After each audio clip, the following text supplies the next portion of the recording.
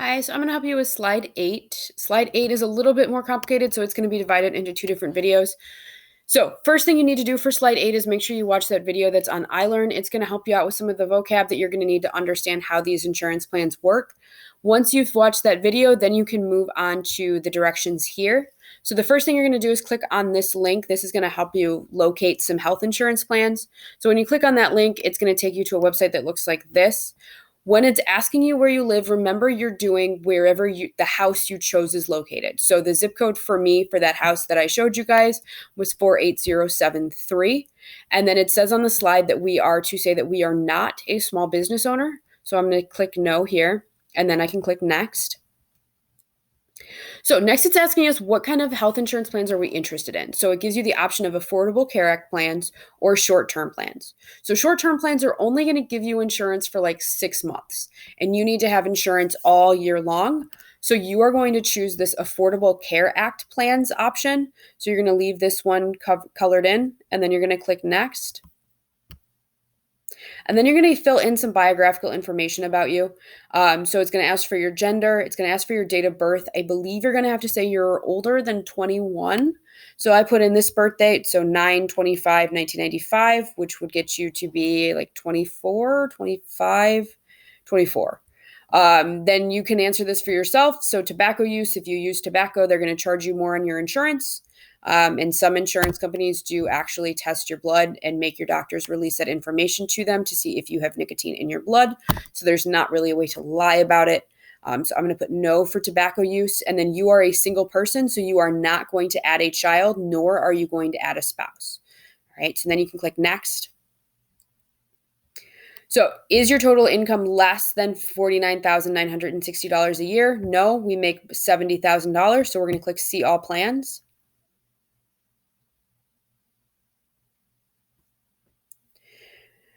All right, so I'm going to look at these first two plans that it's giving us. So one is for the HAP, is your insurance company, and it's called a catastrophic plan. So catastrophic plans are really only good for emergencies, right? If you're someone who has health problems that you need to go to the doctor a lot, you are not going to want a catastrophic plan. So I'm going to compare these two plans so that we can see what the similarities and differences are between them. So first off, you're going to look at these numbers in the yellow boxes. So these are your premiums. Okay, so the HAP is cheaper every month. So you're only going to pay $152.49 a month. But the Blue Cross, you're going to pay $251.61 a month. Okay. So if you look at the deductible, this is where things get a little bit different. So remember that deductible is the amount of money that you have to pay out of pocket before your insurance company is going to pay anything. So if you choose option 1 here, your deductible is $8,150. That means, let's say you all of a sudden have a heart condition. You're running on the football field, you collapse, you find out you have this heart condition.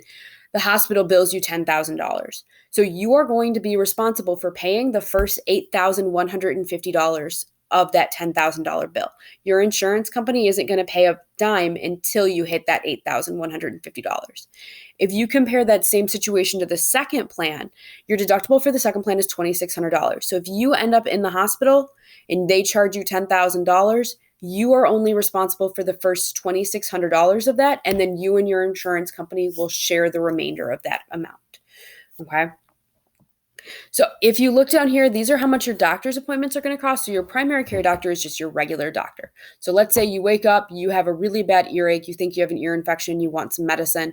So your first three primary care visits with your HAP option 1 insurance are going to be paid for. Every time you want to go see your primary care doctor, you're going to have to pay $30 on the second option. But let's say when you're running on that football field, you get tackled, you end up breaking your leg, you need to see an orthopedist. For a specialist, it's going to cost you $50 for option 2, but you're going to have to pay the entire $300, $400 office bill for that first plan. Okay. And then also, if you look at the emergency room, it's going to be $250 for the second plan, plus they'll help pay the rest of it. You are paying the entire bill yourself for the first option. So these are some of the differences between those two plans.